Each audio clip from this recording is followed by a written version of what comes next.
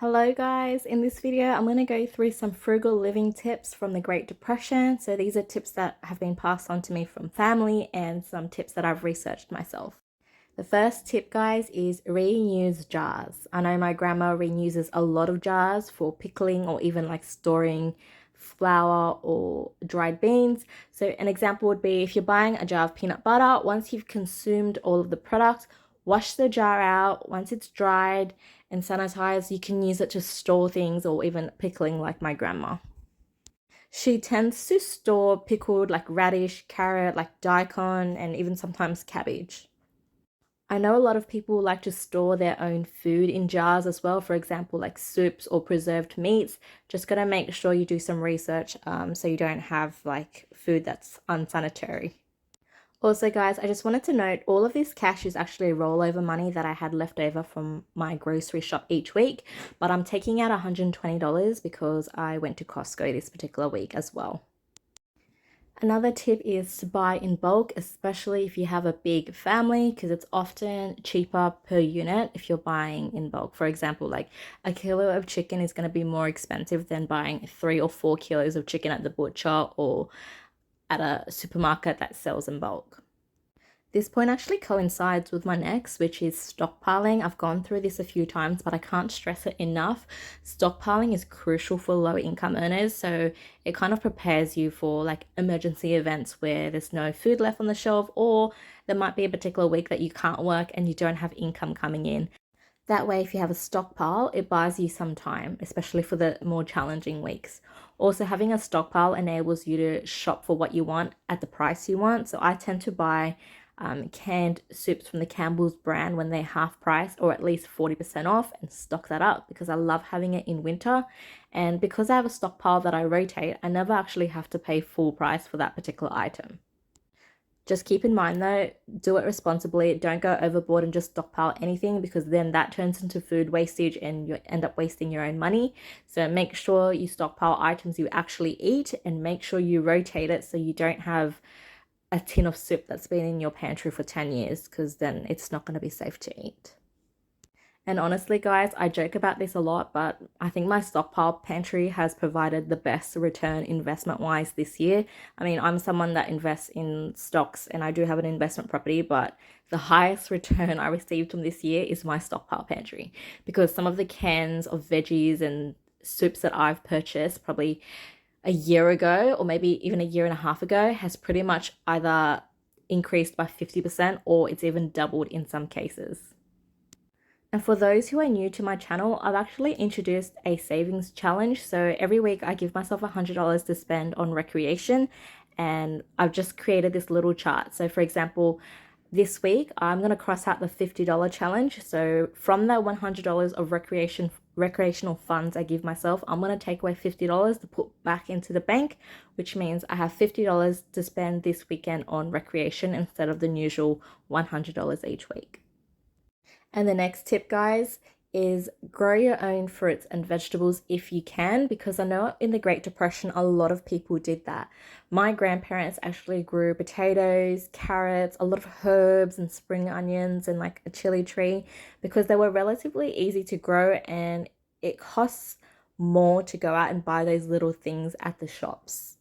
And for those who, well, I'm sure a lot of you guys were aware, the Great Depression was a very, very tough time for people. So it was just a lot cheaper to grow your own things. I mean, even in today's society, the cost of fruit and vegetables are crazy. I personally don't grow fruit and vegetables myself because I'm not very good at it. And I end up wasting more money because I buy all the things I need to grow and then I don't know, it just doesn't work for me. But this is a tip that I wanted to include in this video because I know a lot of people did this in the Great Depression. Preserving food is also another huge thing they did in the Great Depression because you never know when your next meal is going to come around, especially those who were losing jobs left, right, and center. And majority of the population just didn't have a job and they could barely afford to eat. A lot of people were eating potatoes and like bread and whatnot. But every time they got their hands on meat, I found a lot of people tried to, I think, store it and preserve it in jars as well. I'm actually going to ask my auntie to teach me how to preserve some cabbage. I haven't found time to do it yet, but that is on my to-do list because I'd love to learn how to preserve simple things to start off with, like cabbage, pickling. I've done pickled onions myself before, which were really delicious, but I found that it got moldy quite quickly, which means I didn't do something correctly. I love eating kimchi. So that's like a preserved, spicy, savory cabbage. It's Korean, I believe. I don't know how to make it, but my auntie knows how to make that. So I would like to put some time aside eventually at some point to learn how to make that because kimchi is quite expensive. I don't know about you, but a little jar of kimchi at my local Asian supermarket is about $12. So very expensive for preserved cabbage. Not to mention, it has a lot of gut benefits as well. Also, I just wanted to mention if you guys want a more in-depth explanation for the points that I've explained in this video, let me know in the comments. Happy to do another video where I'm explaining it in more detail, or you can even search these concepts up on Google or YouTube. There's plenty of people covering these topics at the moment, especially because the cost of living is so expensive. Also, I did want to mention I actually purchased a pillow this week at Kmart for $15, which I thought was amazing. So that's why I'm going to be taking out some money from the household envelope you guys are going to see shortly. And then I also bought a couple little things here and there from Kmart. I bought like a plate and they were like $1 each. So super happy with that. Another hack, guys, is in the Great Depression, I think a lot of people were making their own cleaning products. In today's society, I don't think many of us do that, but we really should because it's quite simple. I've seen online some people mix vinegar with, I think, dishwashing detergent and use that as a cleaning product. I myself don't do that, but something that I have experimented with is making my own hand sanitizer. So you can buy 100% alcohol. I personally buy it from Bunnings, and then I mix a little bit of essence in, so lavender essence and aloe vera. That's just what I personally use. Make sure you do your own research because if you have skin allergies or you might be more sensitive compared to me, so just do some research how to make your own cleaning products or hand sanitizer. But I just wanted to share that's my process, how to make my own sanitizer, because during that pandemic, when I went to the supermarket, there was no hand sanitizer available at all. So that's when I started to make my own sanitizer. Now, the next tip is a super obvious one, but a lot of us don't do it in today's day and age, which is hanging your clothes out on the washing line outside. I know we have a dryer and it's completely fine to use your dryer. If you've got a load of washing and it's absolutely pouring down rain outside, then go ahead and use that. But I think it's a really bad habit if you're continuously using the dryer, then you could easily just go outside and hang the clothes because during that Great Depression era, people didn't even have dryers and they would go out and hang their clothing. One, it's more energy efficient, better for the environment, and two, it's saving you money because we all know the cost of electricity has also skyrocketed alongside with the cost of fruit and vegetables. And I wanted to mention a lot of people make their own coffees and hot chocolates and whatever teas and drinks at home. Now, in today's society, I think a lot of people think it's normal to go out and buy a coffee here and there. Well, I guess it's normal depending on your budget. I personally have moved away from that habit because it saves me so much more money just to bring my own drinks from home. For example, my own water bottle I bring with me everywhere I go. Buying coffee at the cafe is a very expensive thing if you're doing that regularly. So making your own drinks is another tip that a lot of people did during the Great Depression. Secondhand clothing is also another option you might want to consider, especially if you have kids, because kids grow out of clothing so quickly and cost of clothing is also so expensive. So if you have like siblings or cousins or friends that have hand-me-downs, don't be afraid to accept them because most of the time the clothing is still pretty new and it's saving you a lot of money. And the next tip, guys, is so important. Keeping your mind and your body healthy. Back in the olden days, a lot of people were working labor-intensive jobs and walking to and from the shops to do their groceries, doing some gardening work in their backyard. That's getting their body up and moving around.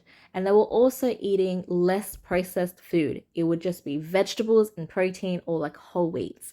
In today's society, people are either sitting at a desk all day working or catching the train to the shops or driving to the shops. And in today's society, we definitely are eating more processed food, a lot of junk food, a lot of fast food, a lot of foods with a lot of sugar. And I think that's why there might be more arising issues with people's health. So that's another tip I wanted to include in this video, just so people are a little bit more aware of that as well. And the final tip, guys, which I think is pretty crucial, and this is the reason why I've included it at the end, because I wanted to provide a bonus tip for my loyal viewers. Have you noticed that when you go out and you pay for things on card now, a lot of restaurants and cafes and shops are charging you surcharge to pay with your card? Even though it's your own money and you're just paying on card, they're charging you a surcharge. And I've noticed some places, if you're paying cash, you end up saving on that surcharge fee when you're paying cash, and some restaurants even offer you a discount if you're paying cash. There's a sushi restaurant that I really love, and I saw a sign that says if you pay cash, you get 7% discount.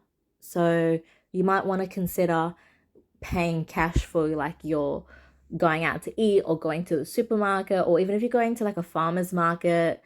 A lot of the time they prefer cash, so that's something you might want to consider. I wanted to include a bonus tip for you guys. Try to turn one of your hobbies into a side hustle, because it's so important to have more than one stream of income.